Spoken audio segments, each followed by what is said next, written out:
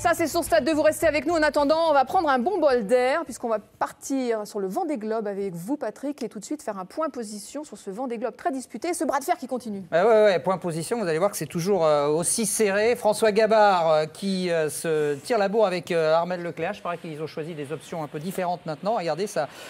Ça s'écarte un tout petit peu. À noter que Jean-Pierre Dick est en 3e position, donc en embuscade. Et là, eh c'est un peu l'intimité de Jean-Pierre, pourquoi je l'appelle Jean-Pierre, François Gabard. Donc, qui pour l'instant est en tête. À noter que Bernard Stamm, le Suisse, décidément n'a pas de chance puisqu'il a rencontré un ovni. Ouais. Un objet flottant non identifié. Il y en a des fois ici sur le plateau, il faut faire attention. Ouais, quoi, des ovnis? Surtout quand on est près de Patrick. Mais... Ouais, d'accord. Ouais, en tout cas, 41 000 nautiques à peu près entre les deux. Hein, voilà. À peu près ça fait 75 km. Si on fait référence à la Formule 1, sur 56 jours de course, c'est rien, quoi. C'est comme si vous aviez un dixième de seconde, ça vous épate? Ouais, c'est extraordinaire. Alors, je ne connaissais pas grand-chose à la voile jusqu'à ce que Louis Burton, qui faisait partie du Vendée Globe avec Bureau Vallée, me demande d'être parrain de son bateau. Alors, je suis allé au départ au Sables d'Olonne, expérience inoubliable, fantastique. Et du coup, je suis tous les jours le Vendée Globe. Et c'est vrai que là, on ne peut pas ne pas se prendre au jeu. C'est incroyable. Il y a des jours où ils se doublent, ils se repassent, ils se croisent. C'est grand l'océan, c'est pas comme un circuit. 56 jours de course, on ne sait pas qui c'est qui va gagner. C'est vraiment très, très beau. Mais ça pourrait jouer alors? Il pourrait jouer. Vous pourriez jouer à Virtual Regatta. Je pourrais jouer à Virtual Regatta, mais je tiens mes nuits pour le moment, donc je n'ai pas lancé le jeu. Vous allez être épaté d'ailleurs, parce que c'est un phénomène. 420 000 passionnés pour ce jeu. Alors, qui sont ces marins d'eau douce et d'intérieur? Pourquoi jouent-ils? Eh bien, Marie-Christelle Maury a mené l'enquête. Regardez.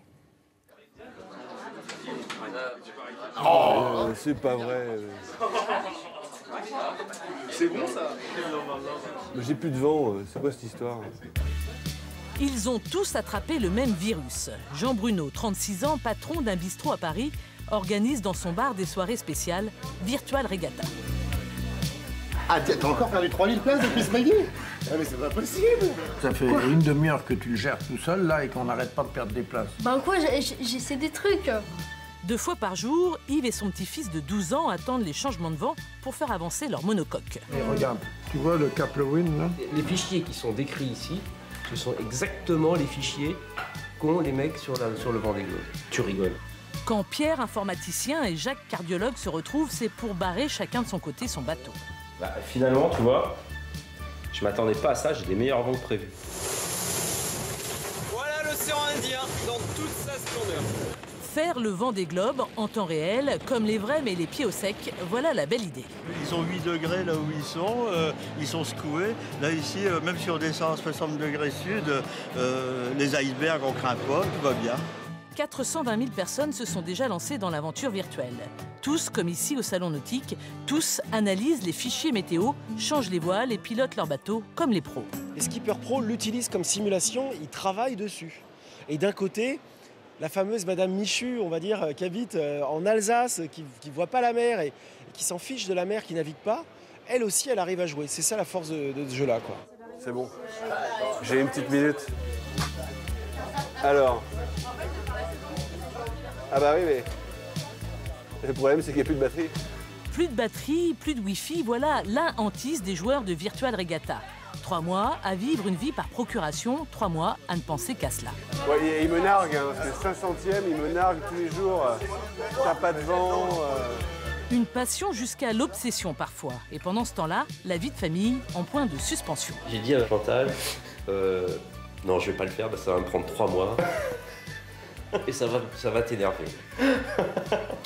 Et puis, le jour du départ, je me dis, oh, allez, bon. Allez, pareil. C'était la surprise. Retour de voyage de noces. Belle surprise. En fait, il m'a vendu qu'il y avait un chèque à gagner, un sac Vuitton et des bijoux. On n'y croit pas. Est-ce que tu te réveillais la nuit sur les autres courses? Oui, pareil. Oh, putain. Ah l'enfer. Oh là, mais là je me faisais insulter. Moi je me faisais incendier. Moi je mettais mon réveil. À la fin, moi en fait, je faisais sonner.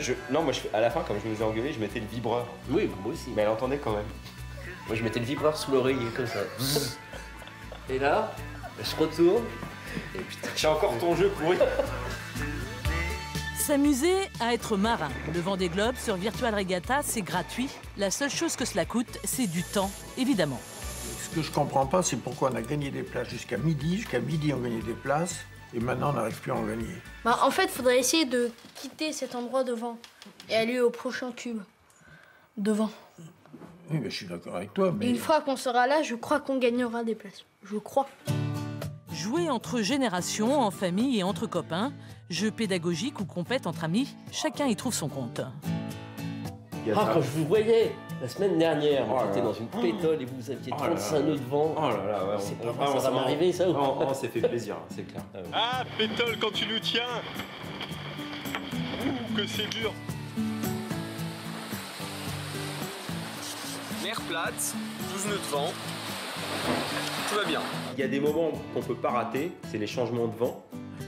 Ou bien, là par exemple, là, moi j'ai mis une bouée que j'atteindrai à 22h. À 22h, j'ai intérêt à être là. Parce que sinon, mon bateau, il va partir tout droit et il n'y aura plus personne pour lui indiquer la meilleure route. C'est ta troisième bouée? Peut-être pas ton dernier waypoint. Ouais, c'est mon dernier waypoint. 45 nœuds de vent, smoke on the water.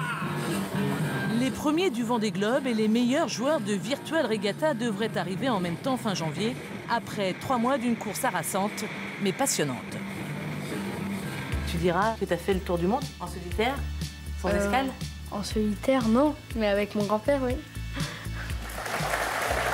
phénomène Virtual Regatta, c'est génial. Des images de Didier Bonnet, et ça tombe bien, ce soir dans Stade 2, on est en direct et en duplex avec le leader virtuel de ce Vendée Globe Virtual Regatta, c'est Emmanuel Moreau. Bonsoir Emmanuel. Emmanuel Bonsoir, Moreau, qui est statisticien dans la vie, féru de météo. Alors, quel est votre secret à vous pour être en tête? 420 000 candidats quand même.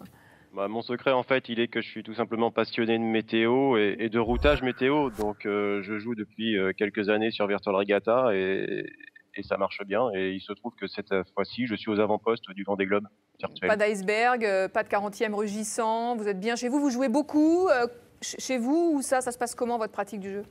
Alors oui, bah, je joue beaucoup. Hein. J'y passe au moins 1 heure le matin, 1 heure et demie avant d'aller au travail. Quand je pars au travail, ma route est prévue pour la journée.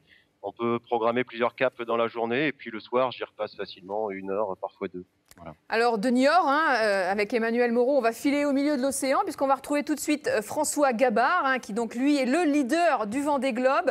Et d'ailleurs, Emmanuel Moreau, vous allez peut-être tout de suite pouvoir lui poser une question. Bonsoir François Gabard. Bonsoir. Merci d'être avec nous en direct dans Stade 2. Alors, il y a Emmanuel Moreau qui est en tête pour l'instant du Virtual Regatta, qui a une question, en tout cas un conseil à vous demander. Oui, bonjour François. Alors, je suis très heureux de pouvoir dialoguer avec toi. Bien sûr, le routage à terre est interdit, mais c'est quand même une passion pour moi. Mais j'ai un peu analysé ton parcours. J'aimerais savoir comment tu sens cette remontée de l'Atlantique. Est-ce que tu as une idée sur la manière d'aborder ce poteau noir ? Le poteau noir, non, on n'y est pas encore. Là, j'ai une visibilité stratégique sur, on va dire, 7-10 jours, donc jusqu'au nord-est du Brésil. Le poteau noir, on va certainement l'approcher aux alentours de 28-30 mètres. Ça, c'est plus les statistiques de vent saisonnières qui nous donnent ces chiffres-là, et on va repréciser et affiner ça dans les jours qui viennent. Pour le moment, on est plutôt concentré sur du plus court terme, sur la petite dépression là qui va arriver, qui est en train d'arriver, là, le vent est en train de fléchir. Et cette nuit, on devrait avoir du vent assez fort, 30-40 nœuds. Et contrairement à vous, nous, il va falloir qu'on sorte sur le pont pour réduire les voiles. On va se faire bien tremper, donc voilà, on essaie de réfléchir à la stratégie en ce moment, parce que cette nuit, ça sera peut-être un peu trop tard. Merci. Oui, j'imagine en plus, Oui, pardon. Oui, merci. On va remercier Emmanuel Moreau, parce qu'on a beaucoup de choses dans l'émission. On va rester avec François Gabard, bien sûr. François Gabard, puisque vous êtes avec nous, vous avez donné des bons conseils, Emmanuel Moreau. J'espère que vous allez en profiter, Emmanuel. Oui, bien sûr, je vais essayer d'en profiter. En tout cas, j'ai ma petite idée de mon côté. Vous êtes où, Emmanuel? Pardon? Il demande votre position.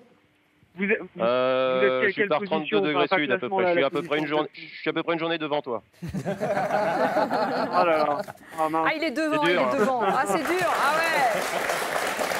Bravo. Merci en tout cas Emmanuel Moreau. Petite question quand même à François Gabard qui est en avance en tout cas sur le record, même s'il est derrière Emmanuel Moreau, il est en avance sur le record pour l'instant de Michel Desjoyaux, votre mentor. J'imagine que vous y croyez, même si ce n'est pas encore tout de suite. Vous commencez à visualiser l'arrivée? On visualise, oui, on l'imagine. Ça fait depuis longtemps que je l'imagine parce que ça fait vraiment, c'est la fin du projet. Voilà, quand on s'engage sur un Vendée Globe, son rêve c'est de terminer la course. Donc j'en rêve depuis un bout de temps des Sables d'Olonne et c'est vrai que ça commence à se préciser. Ceci dit, la route est encore longue. Il reste pratiquement un océan à traverser. Il y a des courses, des transats qu'on fait régulièrement chaque année. En général, on part d'Europe au Brésil. Là, on n'est pas encore en face du Brésil, on est encore en face de l'Argentine et il reste plus long qu'une transat. Donc voilà, il y a du chemin. Il se passe encore plein de choses.